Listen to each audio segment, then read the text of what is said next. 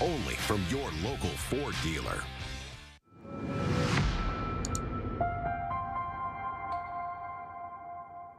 First tonight, recent gun violence impacting the community in many ways, including one you might not realize. So after a weekend of treating gunshot wound victims, hospitals are at critically low blood supplies. Sovita hosting a blood drive today and tomorrow to try to get donors in the door.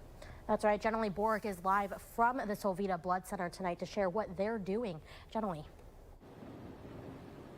Yeah, Gwen and Adam, I'm told that the July 4th holiday week is the most challenging time for Sovita to get blood. This year is especially difficult coming off of last weekend's violence, where people with gunshot wounds flooded emergency rooms. We are already seeing huge uses of blood. Gunshot wound usage is very high. That's unfortunate.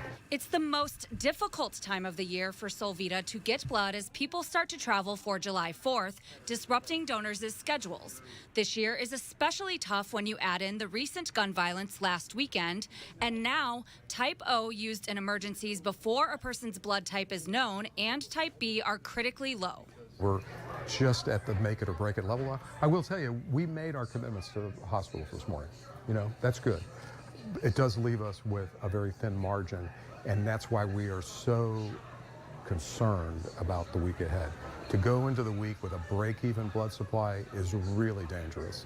There's an urgency to get people in to donate this weekend. Sovita is closed on the 4th. There are only 2 community blood drives from the 3rd to the 5th, and only 18 drives the entire week compared to around 50. There are incentives like gift cards, food, and entry to a drawing for Taylor Swift tickets to get people in the door. That is one of the perfect storm characters of the holiday week. Just as your donations and your collections are going down, usage is jumping up. I spoke to a first-time donor who's 17 who came with her dad. She says her parents have donated for a long time, and she described her experience and why she wanted to donate. I was really nervous, but after it went through, it was good. It's important to me because I want to help save other people's lives. Another donor who's donated over 100 times explains what drives him to continue giving. They're always looking for people with blood, and I have no health issues. So I figured, hey, if I'm healthy enough to do it, I may as well do it. And it's really nice because what happens is you usually get a text or a phone call that says your blood helped save lives at Dayton Children's or where it went. And that makes you feel even better because it's not like you leave and it's forgotten. Sovita's Summer Party Blood Drive will continue tomorrow from 7 a.m. to 1 p.m. here at the downtown location, and other incentives to give blood will continue through the whole week through July 6th. To find out more information, you can go to our website, Dayton247now.com, to find out about how to donate and about those incentives. Back to you in studio. Jenny, thank you. We have learned the name of the man who died in last night's motorcycle crash in Huber Heights. Police say 48-year-old Michael Adams was killed along Bell Fountain Road. Now, that crash remains under investigation. A woman is in critical condition tonight after being stabbed in the neck 10 times. The incident started just after 6:30 last night at a home in Cincinnati. Police say the suspect, 48-year-old Juan Mack, took off from the scene, leading police on a chase. He then stopped his car in front of Music Hall in Over the Rhine with a gun in his hand. That's when officers shot and killed him after he began to raise his weapon. Cincinnati's police chief says she met with Mack's family this morning. My condolences to the family. They did lose a loved one, and I feel for them for that. I did have a moment to speak with them this morning and recap some of the facts with them and show them the videos. Chief Thigi says detectives were able to speak with the victim this morning about the incident. It is believed Mack and the victim knew each other. Well, a warm evening across the Miami Valley, hanging out in the 80s, some 70s, upper 70s. We got 78 in Bell Fountain, 77 Wapakoneta, still sitting at 83 in Dayton right now. Cloud cover with us. That's going to keep temperatures in the 70s as we head overnight. But heading into the day tomorrow, we're also tracking the chance for some storms and some that could be on the strong to severe side. As of right now, frontal system is off to our west. We'll continue to monitor that as it makes its way into our region tomorrow. But until then, we'll be tracking some showers, thunderstorms, and as I mentioned, the risk for a few strong to severe storms. As of right now, we got a level 2 threat for severe storms by tomorrow afternoon. So I'm going to be timing out that coming up here in just a bit. Until then, 73, few showers overnight. We'll talk about that severe risk coming up in just a bit. Well, we first introduced you to Chad Nolan Jr. or CJ and his family 3 months ago. The 25-year-old is battling a rare form of soft tissue sarcoma, while his younger brother Christian fought congestive heart failure at Nationwide Children's Hospital in Columbus for the last 2 months. Sadly, Christian lost his battle last weekend. Tonight, his family, friends, and members of the Sydney community gathered for a candlelit vigil in honor of his birthday. Christian would have been 22 today. Years of longing and heartache finally put to rest this weekend for a new Madison family. A World War II Navy navigator returned home this afternoon to finally be laid to rest with his relatives. Lydia Bice was there with his family to welcome him home and shares the touching story. Harley Edwin Alexander was born in New Madison in March of 1922. He joined the U.S. Navy on August 4th, 1942, and served on board the destroyer USS Glennon during World War II, where he tragically lost his life. 82 years later, his nieces and nephews and fellow veterans welcomed him back home to the Miami Valley.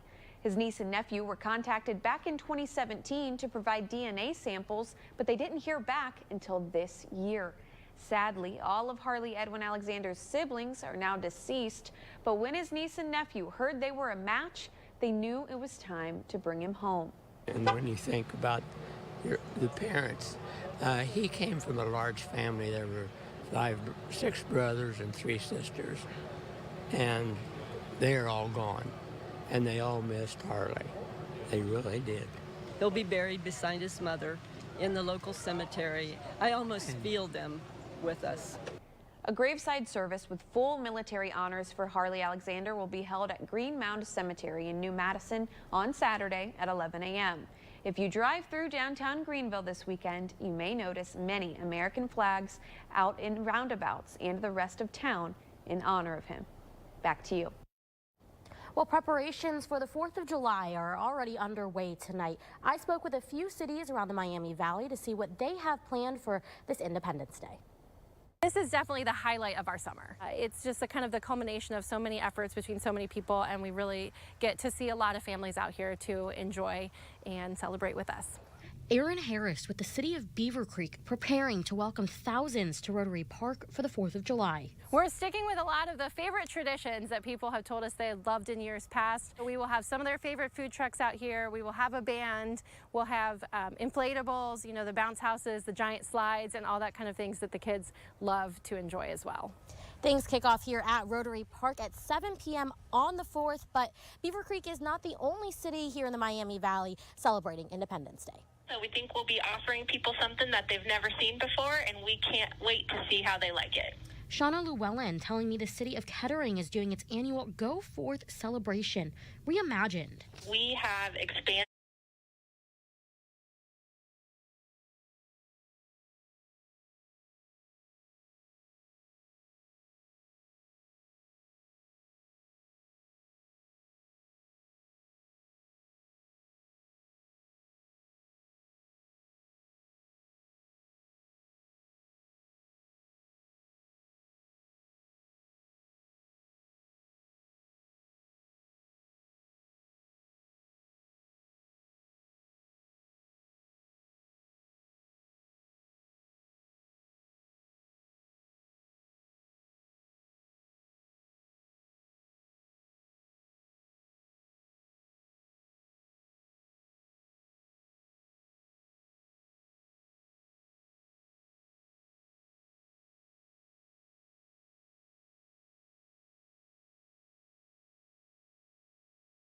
PM on ABC 22.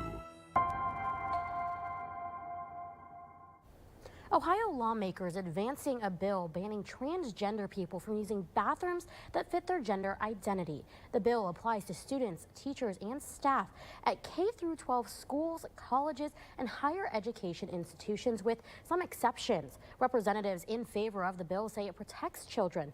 Meanwhile, transgender rights advocates call it sneaky and harmful to trans people. There's no motivation in this bill to hate anybody, to dislike anybody, to hurt anybody. Okay, we're trying to protect our youngest, our most vulnerable. It doesn't matter if the trans woman has a penis or has a vagina. They're banned from the bathroom either way. How safe is it for anyone with a vagina to go into a men's room? The bill makes exceptions for people assisting children under 10 with using the bathroom or helping a disabled person. It also does not apply to employees assigned to clean a bathroom or anyone responding to a legitimate emergency. Well, Governor Mike DeWine signing a bill that will provide $4.2 billion in state projects. That funding will improve everything from school renovations and state park updates to investments in community recreational centers across the state. Another big focus is better mental health resources and improvements with security of state prisons for both adult and juvenile facilities. Throughout the capital budget, we will continue jails that prioritize rehabilitation and provide opportunities to help those with mental health and drug addiction challenges. We want places that are safe for those incarcerated and safe for those who work there.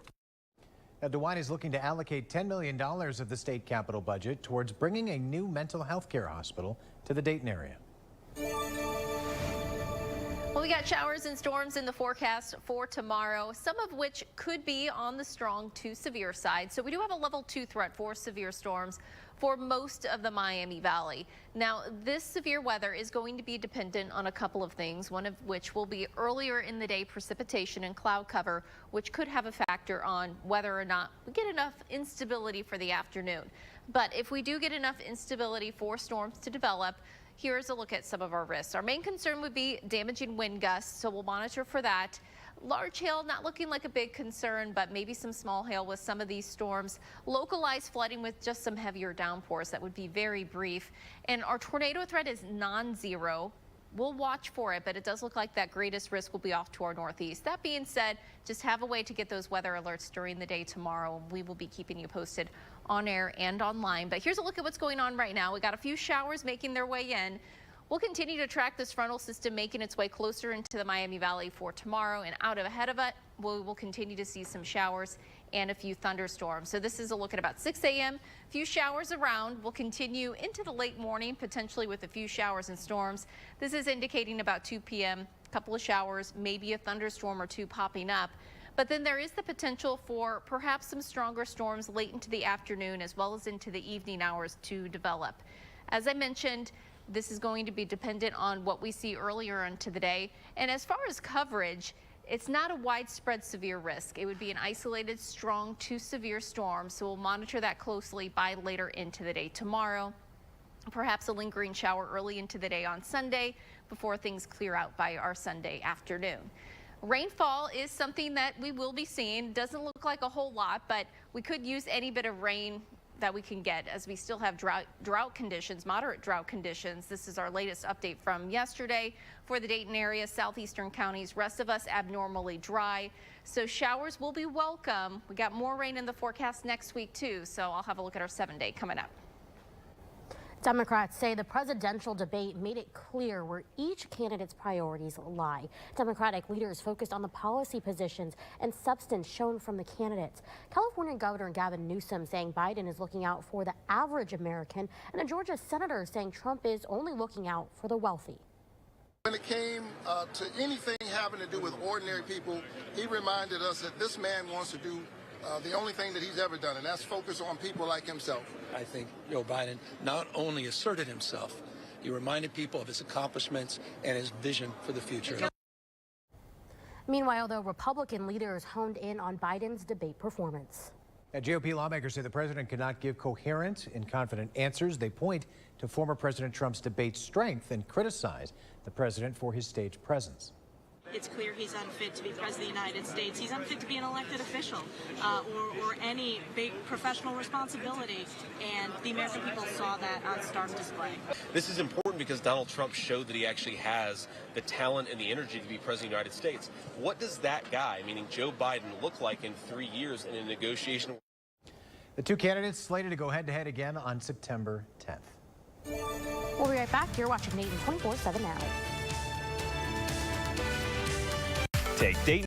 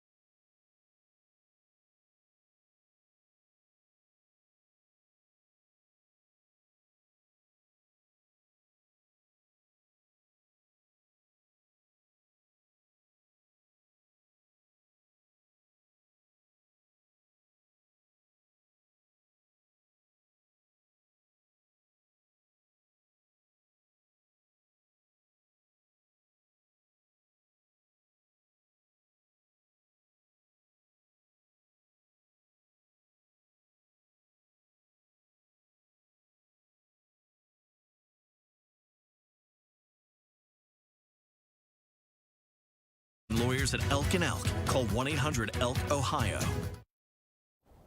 A new outdoor adventure gear and apparel consignment store is open in downtown Miamisburg. Trailhead Trader holding their grand opening at Market Square in Miamisburg. The store is set up for people to bring their gently used and clean gear for other outdoor enthusiasts to purchase. And when your item is sold, you'll get 50% of the proceeds back into your pocket.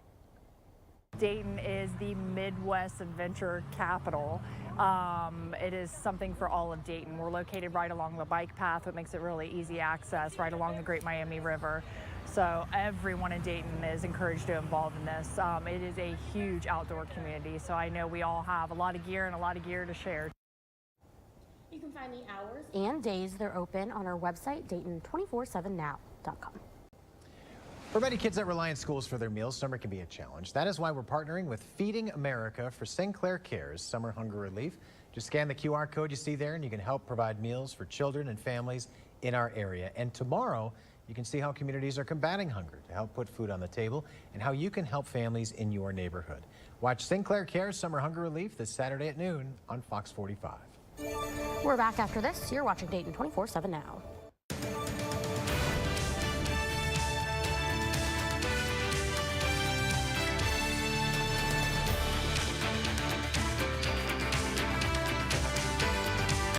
It all starts